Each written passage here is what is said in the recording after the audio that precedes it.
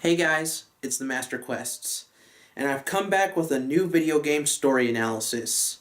Max Payne, a classic from the 6th generation of consoles.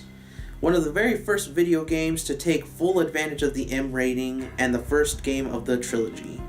A lot of modern games owe the ability for mature writing to Max Payne, Grand Theft Auto 3, and Metal Gear Solid. Without more delay, let's dig into this gaming pioneer. After Max's family was killed by V junkies, he goes undercover for 3 years to find out the source of the drug, to shut down the product, and to take the ones responsible out. While this sounds like a by-the-numbers revenge story, it's not. There's plenty of surprises and great characters to keep investment. Max himself is pretty interesting. He gives these narrations that are very descriptive and paint a picture in your head of what he's seeing. He uses bullet time and his John Woo-esque moves to kill his enemies. He admits he's no hero. He has a very dry sense of humor, and much like this game, has a dark sense of humor at times. We come to you now live from the crime scene. Who is this? Right back at you. This is Deputy Chief Jim Bravura from the NYPD. You are to cease your criminal activities and surrender immediately. Sure thing, Jim. Me and the boys have been talking and everyone's real sorry. They'll never do it again. Who the hell is this? Being placed at the scene of a bank robbery wouldn't have tipped the odds in my favor. His enemies like Vinny Gigniti, who's a mafioso with no balls, Jack Lupino, a complete whack job, the trio who let their rap sheets speak for themselves, and the real villain behind all this, who I won't reveal. All I will say is, damn, they're evil. Mona Sachs is a character that sometimes turns on Max and sometimes aids him. She has her own personal vendetta in this game and specks of character that'll be expanded on in the possible sequel. Vlad is a big-time gangster who's likable and quotes gangster flicks such as The Godfather. He loves what he does.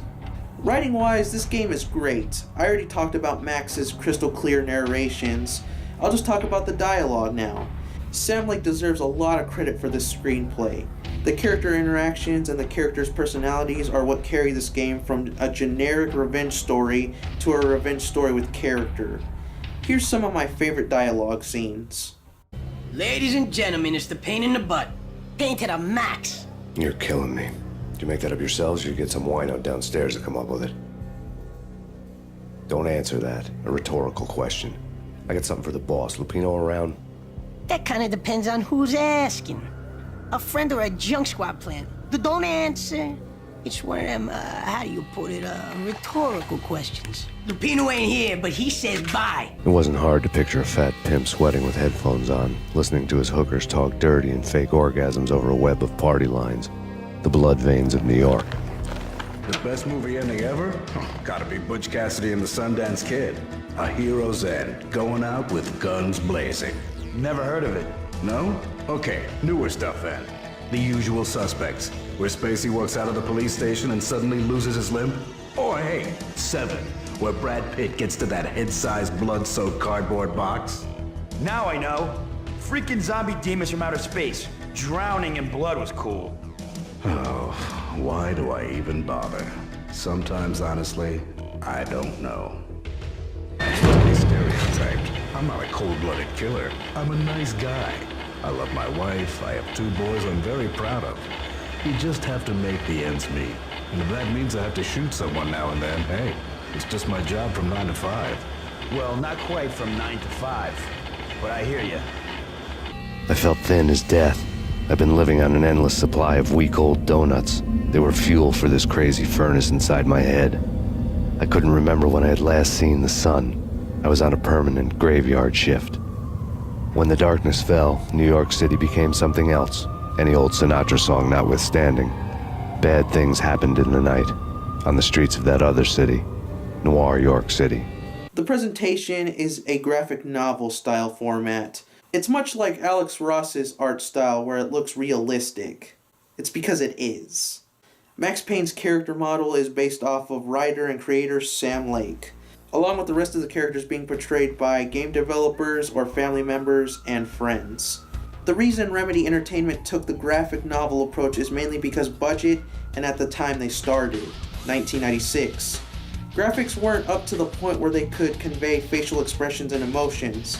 So rather than wait, they use narrative descriptions along with graphic novel-style cutscenes, and the rest is up to your imagination. I myself really like this approach. Outside the cutscenes, the game gives off a very neo-noir approach, and at the same time, it isn't taking itself too seriously. Soundtrack-wise, there's not too many song pieces unless you're in the middle of a cutscene or a climactic event. Otherwise, when a song plays, it's pretty cool. It's either dark and moody or hardcore rock. One thing I still really like about this game is it didn't drag. There's no filler. Every chapter is completely necessary. I have two problems with the game. They killed off Alex too early on. I know his death is supposed to have an effect on Max, but what about the player? We didn't really get to know Alex. And my second problem is that Jim Bravura could have gotten more focus too, but I guess that's what the sequels are for. I sat there with my goal accomplished, wondering what could be next, wondering what the future holds. I released my hands from the keyboard, and then it was over. Max Payne is one of my personal favorites, and with the final verdict, it's near perfection. What video game story do you think I should analyze next? Let your idea be heard. For now, I'm the Master Quests, and thanks for watching.